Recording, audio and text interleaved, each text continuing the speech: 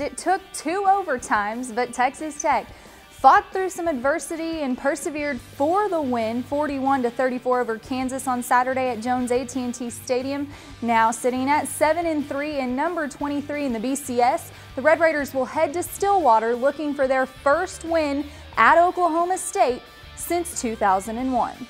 Coach, you said a couple weeks ago overtime games they give you more gray hairs. You got to have a few more after this weekend, but you got to like how your guys persevered for the win. Yeah, that was good to see that we finished. We didn't play the ball game like we wanted to. Defensively, we just gave up way too many big plays. We knew they'd get yards, but not 50, 60-yard runs, and that's what kills you. But we played hard. Offensively, we looked good in the first quarter, and then we just bogged down in the red zone again, and that continues to be a problem. But overall, the effort was great. We finished the game. We played well in overtime. We've got to find the key to that, because if we can get that in the first, second, third, and fourth quarter, the way we play in overtime, then we'll have something. Oklahoma State obviously has had some issues at quarterback. They've got 3 quarterbacks who've won a Big 12 game. How do you prepare for that going into this week? You really don't. You look at the offense, and then, of course, there's 1 or 2 that might run the ball a little bit better than the other. It's not anything that we'll concern ourselves with. I think, obviously, the young man that played last week that played so well against West Virginia will be their starting quarterback, and they'll have somebody to go to. That's a great problem to have. Joseph Randall obviously has made a name for himself, too, out of the backfield. You saw James Sims have some success, make some adjustments this week. Yeah, well, we got to tackle better. That's the only thing about that. But Randall's a heck of a player. I think he's one of the better running backs in the country, not just in our league. And he'll be a hard guy to corral and keep him getting big plays. But the thing about it is they throw it to. They're well balanced. They might be the most balanced team in the conference. Seth said it yesterday, last year's game here is out of their minds. 66-6, not going to lay an egg like that again, but what's it going to take to get your first win in Stillwater since 2001? Well, first time I've been there too. So, yeah, last year it was just a debacle. We turned the ball over. We didn't play well. We didn't have any confidence, and that was just one of those games you'd love to have back. But there's always another one.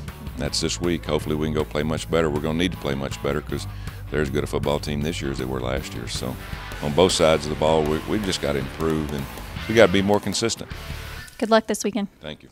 Without a question, Saturday will be a battle against the Cowboys, but the Red Raiders have something going for them. Should it go into overtime, Texas Tech has found a bit of success in that department this season. Our Brandon Rowley has more.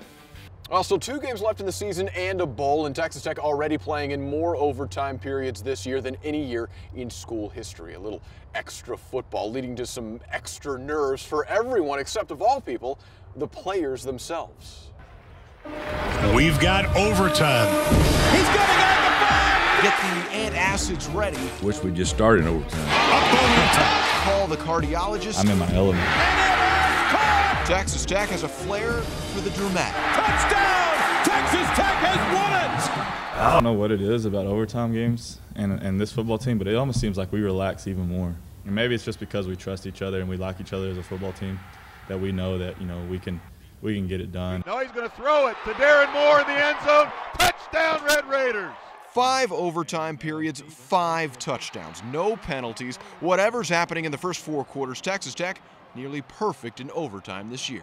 We've got more confidence in each other for some reason, offense and defense. We feel like that we can play looser. I think we focus better. We want to succeed, and so I feel like since everybody wants to succeed, we play for each other. Like we were doing things that a couple calls that were made, we probably did some adjustments that probably weren't supposed to be adjusted, but it was kind of a thing to where, look, man, we got to make a play. It's time to make something happen. And the Red Raiders are there to knock it down. And for whatever reason, just 5 touchdowns in their last 12 red zone trips in regulation. No trouble, though, in overtime. This is red zone all the way. And our offense, for some reason, we scored 6 points in 3 quarters Saturday against a team that hadn't played very good defense, and then we get the ball in the red zone 2 times in overtime and score very quickly. And so I think there's a common denominator there that we've got to just focus better and rely on each other more and play a little bit looser. So while the players keep it loose, for everyone else, that's another story. Texas Tech winners of their last 5 overtime ball games. And Saturday, another candidate is Texas Tech and Oklahoma State, always playing close in Stillwater. Their last 4 ball games at Boone Pickens Stadium, all decided by 7 points or less. For Texas Tech TV, I'm Brandon Rowie.